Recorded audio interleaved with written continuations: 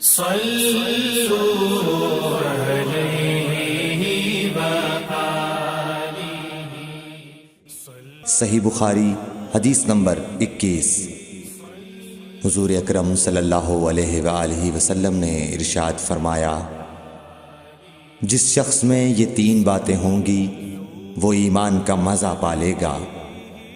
ایک یہ کہ وہ شخص جسے اللہ اور اس کا رسول ان کے ماں سوا سے زیادہ عزیز ہوں، اور دوسرے یہ کہ جو کسی بندے سے محض اللہ ہی کے لیے محبت کرے، اور تیسری بات یہ کہ جسے اللہ نے کفر سے نجات دی ہو پھر دوبارہ کفر اختیار کرنے کو وہ ایسا برا سمجھے جیسا آگ میں گر جانے کو برا جانتا ہے۔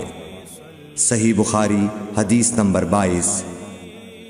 حضرت محمد مصطفیٰ صلی اللہ علیہ وآلہ وسلم نے فرمایا، جب جنتی جنت میں اور دوزخی دوزخ میں داخل ہو جائیں گے، اللہ پاک فرمائے گا جس کے دل میں رائی کے دانے کے برابر بھی ایمان ہو اس کو بھی دوزخ سے نکال لو۔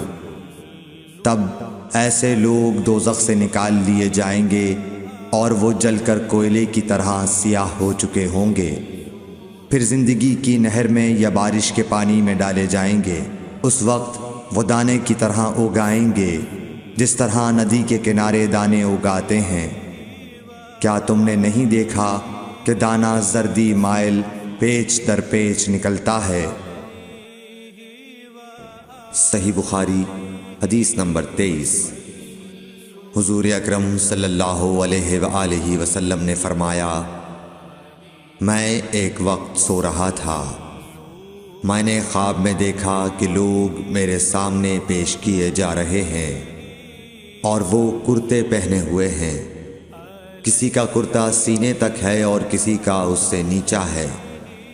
پھر میرے سامنے عمر بن خطاب لائے گئے، ان کے بدن پر جو کرتا تھا اسے وہ گھسیٹ رہے تھے، یعنی ان کا کرتا زمین تک نیچا تھا۔ صحابہ رضی اللہ تعالی عنہ نے پوچھا کہ یا رسول اللہ اس کی کیا تعبیر ہے؟ آپ نے فرمایا کہ اس سے دین مراد ہے۔ صحیح بخاری حدیث نمبر 24۔ ایک مرتبہ رسول کریم صلی اللہ علیہ وسلم ایک انصاری شخص کے پاس سے گزرے، اس حال میں کہ وہ اپنے ایک بھائی سے کہہ رہے تھے کہ تم اتنی شرم کیوں کرتے ہو؟ آپ نے اس انصاری سے فرمایا کہ اس کو اس کے حال پر رہنے دو، کیونکہ حیا بھی ایمان ہی کا ایک حصہ ہے۔ صحیح بخاری حدیث نمبر 25۔ رسول اللہ صلی اللہ علیہ وسلم نے فرمایا، مجھے اللہ کی طرف سے حکم دیا گیا ہے کہ لوگوں سے جنگ کروں اس وقت تک کہ وہ اس بات کا اقرار کر لیں کہ اللہ کے سوا کوئی معبود نہیں ہے، اور یہ کہ محمد صلی اللہ علیہ وسلم اللہ کے سچے رسول ہیں، اور نماز ادا کرنے لگیں اور زکوٰۃ دیں۔ جس وقت وہ یہ کرنے لگیں گے تو مجھ سے اپنے جان و مال کو محفوظ کر لیں گے سوائے اسلام کے حق کے۔ رہا ان کے دل کا حال تو ان کا حساب اللہ کے ذمہ ہے۔ صحیح بخاری حدیث نمبر 26۔ رسول اللہ صلی اللہ علیہ وسلم سے دریافت کیا گیا کہ کون سا عمل سب سے افضل ہے؟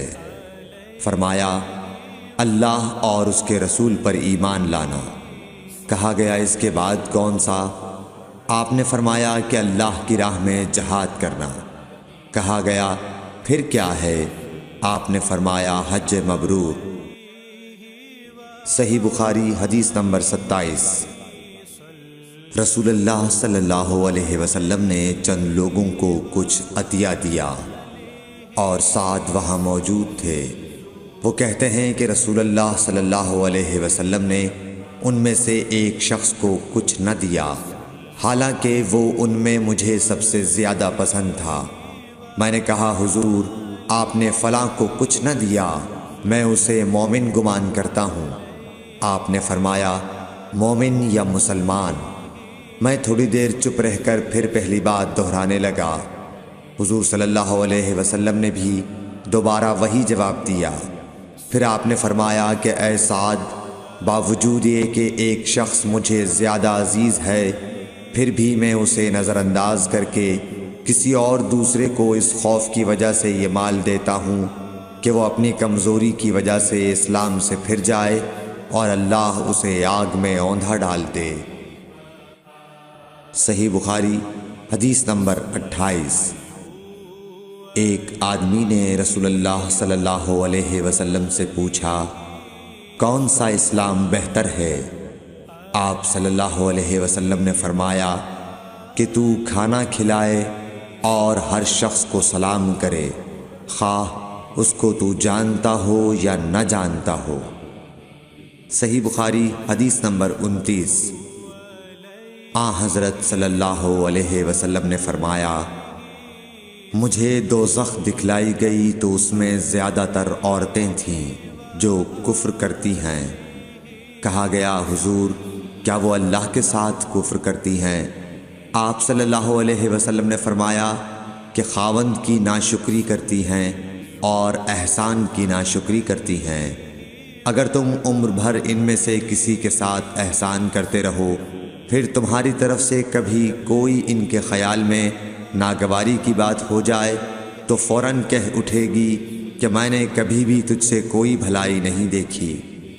صحیح بخاری حدیث نمبر 30۔ حضرت صلی اللہ علیہ وآلہ وسلم فرماتے تھے، جب دو مسلمان اپنی اپنی تلواریں لے کر بھڑ جائیں تو قاتل اور مقتول دونوں دوزخی ہیں۔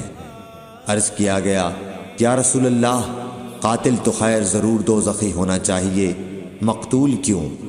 فرمایا، وہ بھی اپنے ساتھی کو مار ڈالنے کی حرص رکھتا تھا، موقع پاتا تو وہ اسے ضرور قتل کر دیتا، دل کے عزم سمیم پر وہ دوزخی ہوا۔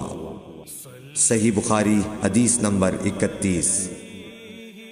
ابو ذر ایک جوڑا پہنے ہوئے تھے اور ان کا غلام بھی جوڑا پہنے ہوئے تھا۔ سبب دریافت کیا گیا تو کہنے لگے کہ میں نے ایک شخص یعنی غلام کو برا بھلا کہا تھا اور اس کی ماں کی غیرت دلائی یعنی گالی دی، تو رسول اللہ صلی اللہ علیہ وسلم نے یہ معلوم کر کے مجھ سے فرمایا، اے ابو ذر، تو نے اسے ماں کے نام سے غیرت دلائی ہے، بے شک تجھ میں ابھی کچھ زمانہ جاہلیت کا اثر باقی ہے۔ یاد رکھو، ماتحت لوگ تمہارے بھائی ہیں، اللہ نے اپنی کسی مصلحت کی بنا پر انہیں تمہارے قبضے میں دے رکھا ہے، تو جس کے ماتحت اس کا کوئی بھائی ہو تو اس کو بھی وہی کھلائے جو آپ کھاتا ہے، اور وہ کپڑا اسے پہنائے جو آپ پہنتا ہے، اور ان کو اتنے کام کی تکلیف نہ دو کہ ان کے لیے مشکل ہو جائے، اور اگر کوئی سخت کام ڈالو تو تم خود بھی ان کی مدد کرو۔ صحیح بخاری حدیث نمبر 32۔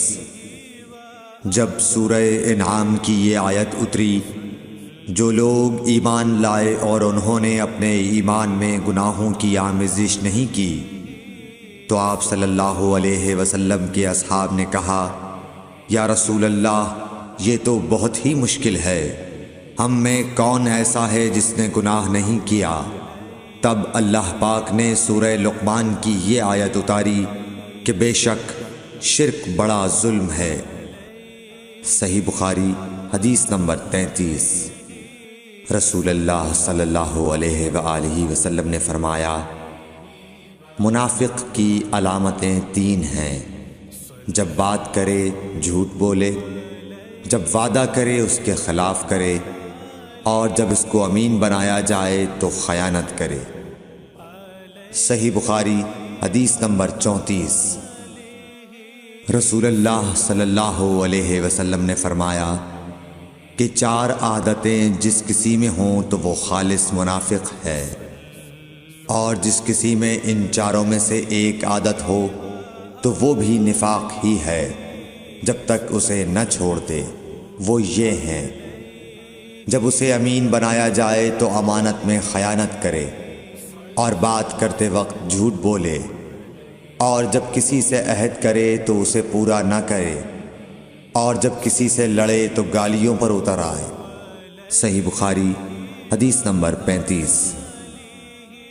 رسول اللہ صلی اللہ علیہ وسلم نے فرمایا، جو شخص شب قدر ایمان کے ساتھ محض ثواب آخرت کے لیے ذکر و عبادت میں گزارے، اس کے گزشتہ گناہ بخش دیے جاتے ہیں۔ صحیح بخاری حدیث نمبر 36۔ رسول اللہ صلی اللہ علیہ وسلم نے فرمایا، جو شخص اللہ کی راہ میں جہاد کے لیے نکلا، اللہ اس کا ضامن ہو گیا۔ اللہ تعالیٰ فرماتا ہے، اس کو میری ذات پر یقین اور میرے پیغمبروں کی تصدیق نے اس سرفروشی کے لیے گھر سے نکالا ہے۔ میں اس بات کا ضامن ہوں کہ یا تو اس کو واپس کر دوں ثواب اور مال غنیمت کے ساتھ، یا شہید ہونے کے بعد جنت میں داخل کر دوں۔ رسول اللہ صلی اللہ علیہ وسلم نے فرمایا، اور اگر میں اپنی امت پر اس کام کو دشوار نہ سمجھتا تو لشکر کا ساتھ نہ چھوڑتا، اور میری خواہش ہے کہ اللہ کی راہ میں مارا جاؤں، پھر زندہ کیا جاؤں، پھر مارا جاؤں، پھر زندہ کیا جاؤں، پھر مارا جاؤں۔ صحیح بخاری حدیث نمبر 37۔ حضرت صلی اللہ علیہ وسلم نے فرمایا، جو کوئی رمضان میں راتوں کو ایمان رکھ کر اور ثواب کے لیے عبادت کرے، اس کے اگلے گناہ بخش دیے جاتے ہیں۔ صحیح بخاری حدیث نمبر 38۔ حضرت صلی اللہ علیہ وسلم نے فرمایا، جس نے رمضان کے روزے ایمان اور خالص نیت کے ساتھ رکھے، اس کے پچھلے گناہ بخش دیے گئے۔ صحیح بخاری حدیث نمبر 39۔